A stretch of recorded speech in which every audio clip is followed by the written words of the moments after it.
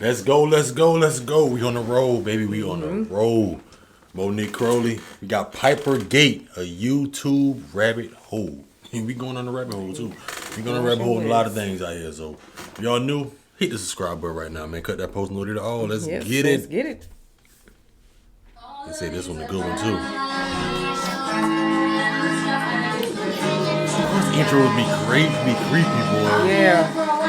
Is everybody having a good time tonight? This is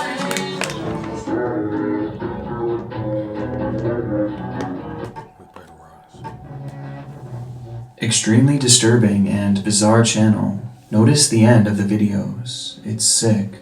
Also the comments. I think it's huge. This was posted to Reddit back in December of 2020, along with a link to a channel known as Piper Rocks, a page seemingly run by a young girl who used the account to showcase her video editing skills. It was a premise that admittedly sounded both innocent and mundane, only there was something strange about the child who went by Piper. Her edits were bizarre, violent, and most of all, highly perverted, despite Piper being just a kid. It didn't take a trained eye to notice that something appeared very wrong with this account and its owner. But just how wrong it really was is something that maybe I wasn't prepared to discover, because the Piper Rocks channel was really just a scratch on the surface of a decades-old internet mystery and the beginning of a rabbit hole that takes us deeper than we've ever gone before. Before we dive into this, I want to first thank today's sponsor, Hunt a Killer. Now that life is heading back to somewhat normalcy, and we're finally our account, the original Reddit given 20% off your purchase. The original Reddit post didn't offer much in the way of context to this mysterious channel, but in the comments beneath it, a user would share that they had found a similar account that was associated with Piper Rocks, as it featured the same distinct style of editing, along with the pages literally linking to each other. The second channel was called Isabelle Piper, and in the year 2018, the young girl would post interchangeably across both accounts, and she did so at a very consistent rate until 2019, when she would abandon the two pages. Not much was known about the supposed girl running the channel, but throughout her uploads she would sprinkle in minor details about herself, at one point saying, "Please sub, I'm 10 years old and I make special effects." Something she was very adamant about across her page, as she was never trying to hide the fact that she was just a kid, essentially using the page to practice with her video editing, which would usually be something that's far from noteworthy, had it not been for the actual contents of her videos. I would love it if you subscribe to my channel and give this video a big thumbs up for more awesome videos just like this one.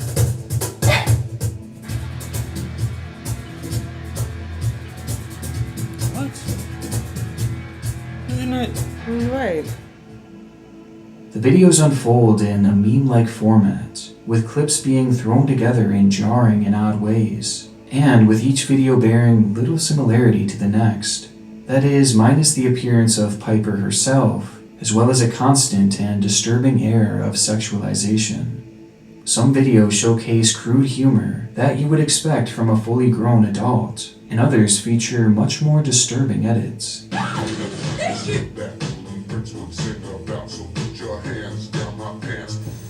It was strange to say the least, but to solidify the feeling that something was in fact very wrong with this channel, one could simply look at the outro that she had adopted not long after starting her uploads. It's something that I'm choosing not to show you, and something that I don't suggest you seek out either, as essentially it's a revealing upward shot of a young girl wearing a small skirt. And though it doesn't quite qualify as CP, the suggestiveness of it is undeniable, as clearly it was meant to be sexual. And that is exactly how Piper's audience would perceive it. Commenters would say things like, "I love you, what's your Snapchat? LOL, you did it. You need some more booty shaking, but it was still good." And a stoy and a morale. People out here I want to just get rid of. I want Yeah. to get rid of you in the worst way possible. That's, you pissing me off right there, boy. You did it. You need some more booty shaking, but it was still good. And estoy enamorado, contactimonos, which although I definitely butchered, translates to I'm in love, let's get in touch. And it's this comment that to me proved to be the most concerning, as Piper would actually respond by saying, "Thank you for watching, how old are you?" To which the man simply says, 19, and you? Piper then says, "I am 11, leading to the conversation's end, with the commenter stating, "En el amor no hay edad," or, "In love, there is no age." The comments were few and far between on both of Piper's channels, though nearly every single one was flirtatious, despite Piper being 10 years old at the time of making the account. Whether she knew it or not, this little girl was making content catered to some of the worst people that this planet has to offer. And it's likely that she had no idea she was doing so. I mean, how could she? She was just a kid, right? Understandably, people began to wonder who this girl actually was, along with what her story is, as if she genuinely was just a kid, then being in contact with people like this would clearly be a danger to her. But it didn't take long for the cracks to start emerging. For starters, across Piper's videos, it's blatantly obvious that different girls are shown in many uploads, sometimes famous actresses, often from clips taken from The Amanda Show, as well as Lazy Town, while others are of child YouTube stars, typically taken from their older uploads when they were at their youngest. And most strangely of all, Piper used a similar picture across the Isabelle Piper and Piper Rocks account, with this girl being shown in a good chunk of uploads, and Piper herself claims that this is in fact her. This is Piper, though in reality it appears to be yet another child actress, and one who looks nothing like other videos that Piper also claimed to be of her. It didn't add up, as not only did these girls clearly differ from each video, but most of these girls were easily identifiable as other people clearly not named Piper. The hole in these channels were undeniable. Piper could not have been who she claimed to be, but that didn't prove anything, as maybe Piper was just pretending to be these young girls, and using the clips just to practice her editing, or even fantasizing of being famous. However, any hope of that being a possibility seemed to end on March 25th, 2018, when she would upload the video, "In the Woods Editing My Video," which was the first time that Piper would reveal her voice. Hi guys. Well, I was editing some of my videos and I forgot and left the camera on, so thought I'd upload it and like a show sick man. you guys Yeah. if you like it.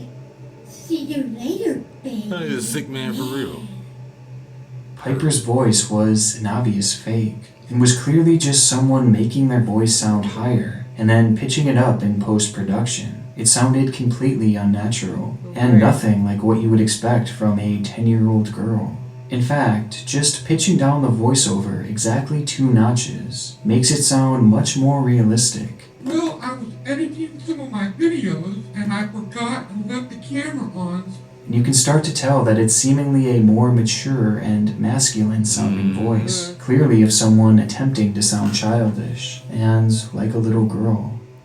Between the lies told about who she actually was and the jarring fake voiceovers, which would end up being used multiple times, I thought you were the Candyman. it left many questions, but one resounding truth, that Piper was not who she claimed to be. And in all likelihood, she wasn't even a child. So essentially, what we have here is a person making hypersexual edits from clips of girls no older than 12 years old, while pretending to be a young girl themselves. All the while, creeps are flocking to the channel to hit on this person who they believe is a kid. The whole thing is a confusing mess of darkness that leaves no clear answers as to what is actually happening here.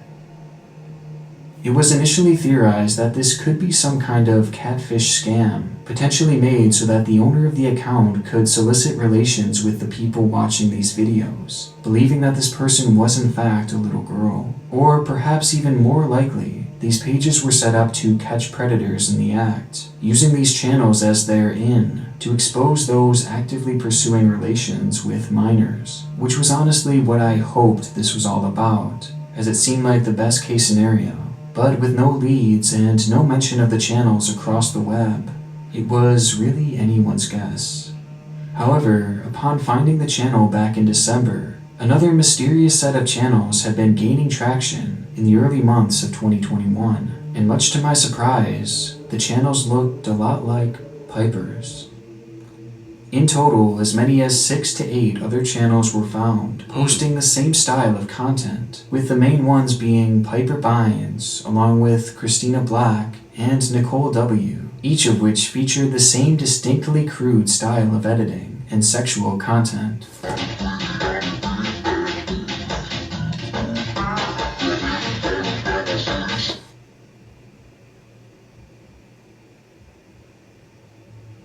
And from the eye test alone, these channels were clearly related in some way to Isabelle Piper and Piper Rocks, as they featured practically identical videos and subject matter, with the Piper Bynes channel having been active as recently as 3 months ago, while the Nicole W channel was active as far back as 10 years ago, further adding proof that Piper could not have been a child, as the whole timeline of this rabbit hole is older than a decade, and is still active as of 2021.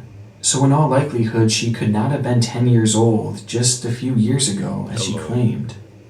To me, this longevity totally removes any thoughts of this being some kind of ARG, and it also casts doubt on the page having been made to catch predators, as typically those operations wouldn't stretch out as long as this one had. Plus, I don't think this would really be the most effective way to do so to begin with. But if it all was real, if someone really was just making this content, then its true purpose must be something of great concern, a concern that had been felt far before me. Though I first became aware of this mystery back in December of this year, in reality it had been investigated nearly since its inception, making the rounds across Spanish YouTube, as well as being posted to various forum sites here and there, with many concerned about its deeper meaning. And out of all the sites that would host discussions about this ring of channels, the one that would take it most seriously would wind up being 4chan. There, interest would grow so large that a group would be set up solely for the purpose of investigating the matter, in what they dubbed as Pipergate, with their research being cultivated into a 33-page report published back in August of 2020, where the true identity of Piper would be revealed. In the report, the investigators would outline how they found the email associated with the Piper Bynes YouTube channel, along with a few other accounts under the same name on both Twitter and Facebook, both of which having since been deleted. The group would then perform a reverse search on the email, leading them to a man named William Glenn Whitaker, who, with some more digging, was found to have a plethora of other emails, with those being directly affiliated to the Nicole W. and Christina Black channels, along with the Isabelle Piper and Piper Rocks channels as well, the channels where I began to fall down this rabbit hole. Our suspicions were correct. These pages were not run by a 10-year-old girl. They were not run by Piper. Instead, they were run by William Whitaker, a 65-year-old man. He was making these sexualized videos. He was the one taking clips from little girls' YouTube channels and using them for his disturbing edits and pretending to be them. And somehow, it only gets worse from here, as William wasn't just your typical old man making memes on the internet for fun. In fact, he was a felon, having been arrested back in 2002 after being caught with CP. William Glenn Whitaker was a registered sex offender, and he still is to this day. He don't need to be alive. But the story doesn't end there, as this wouldn't be the end of William's legal troubles. Upon his release in the Tampa area, William would stay local and pick up a new line of work, as he started his own talent agency that went by the name of Wizard Productions Modeling Agency, with his specialization being in child stars. I knew it. He would lure in families with the promise of stardom and connections to the music industry, something that would both excite parents and children alike. With this, he would then bring the children to his home and record them singing and dancing, with the promise that the tapes would then be sent to higher-ups in the music industry. But in reality, William had no connections. Going nowhere. All he was a sex offender. And given his status, the business was completely unlicensed, a total scam, and was 100% illegal. He had set the whole thing up to obtain these tapes. What he did with those recordings is something that is still unknown to this day, though it has been theorized that he likely used them for his own personal use, as well as potentially having sold them to other people in the area, as well as across the web, an idea that seemed to have been insinuated in the news report. The lies would eventually catch up to William in 2005, as the police busted the operation and forced him to close his doors on Wizard Productions, though oddly enough, it never seemed like he was given any jail time for this, and it seemed his only real legal repercussion was having to close the business, despite his literal history with CP. Because of this, William was released to the public, having been practically unheard of since. Well, that would be until he'd make his start on YouTube, with the bizarre set of channels that we know today. The report was scathing, and most importantly, accurate, as I performed a background search on William myself, and the emails matched exactly. I mean, one of his was literally called Piper Rocks Hard, clearly in reference to the account he had made. With that in mind, perhaps the most worrying part of these channels is the fact that many of the girls that William has been showcasing most recently are YouTubers, most of which with minimal subscribers, and the vast majority, if not all of them, have their channels centered around music, with them all appearing to have dreams of making it big in the industry.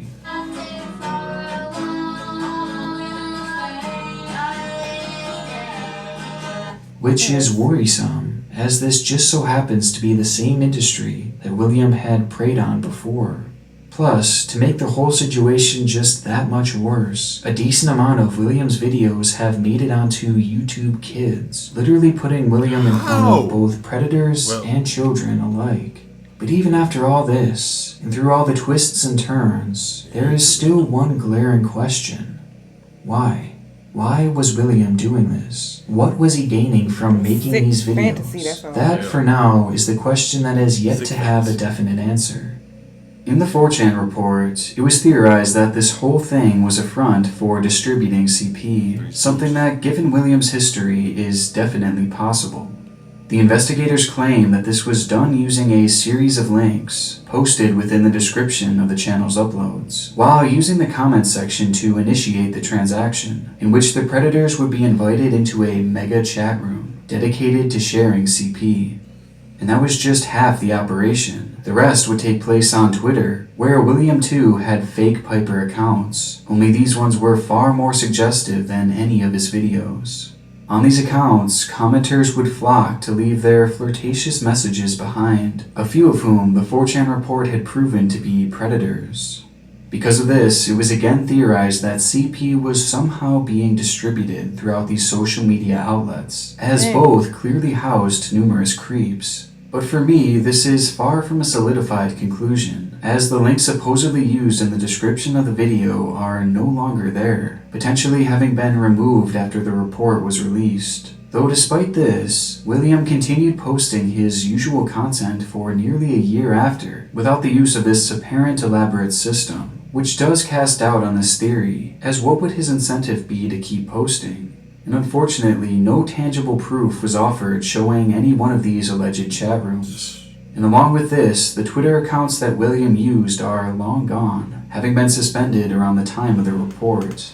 But through the screenshots that are shown, it honestly just seems like a bunch of predators trying to hit on a child, with the investigators themselves stating that they're not sure how the system works. And with the accounts now gone, at the moment it's unfortunately impossible to verify its true purpose. For those reasons, it's a theory that I can't fully buy into, and not to mention the unfortunate truth that there are much easier and far less obvious ways of sharing CP. And though it's horrible to think about, it's no secret that CP is easier than ever to both send and receive through countless means across the web. But at the moment, I'm also struggling to buy this theory, for the reason that despite the whole cover being supposedly blown, and the system on YouTube being quote-unquote figured out, William just kept making these videos. He never missed a beat. And with that system of links being no longer used, at least as of this year, well, that points to the idea that William isn't doing this for other people, but rather he's doing it for himself. That makes me wonder if perhaps this is all just a kink for him, a disgusting, sickening, vile fetish, where he gets off to pretending to be a little girl, almost like a twisted form of roleplay. Or maybe he just likes the thought of a little girl acting this way, the way that he'd most likely want them to act towards him. It's also been proposed that there could be a grooming scheme involved, potentially with the content being made to draw in both predators and children alike, which it has done a good job of doing so. But there is yet to be any actual evidence of this, and though it may seem plausible, there is at the moment nothing substantial to back it up. The truth is that we don't know what compelled William to make these channels and start posting this concerning content over 10 years ago. His motives are to this day a mystery. And it's a mystery that might just last forever, as William has taken it to his grave. According to the offender registry site in Mississippi, the state where he has lived in now for years, William Glenn Whitaker has passed away, with it likely having happened in just the last 3 months, something that is backed by the fact that he hasn't uploaded since March of 2021. The registry doesn't say what happened or how, but what is certain is that William is gone. And thankfully, he is never coming back. Just like the rest of them. The Piper channels were concerning from the jump, and made even more worrisome given the revelation of who created them. William and his channel should have never had a place on YouTube, especially not kids' YouTube.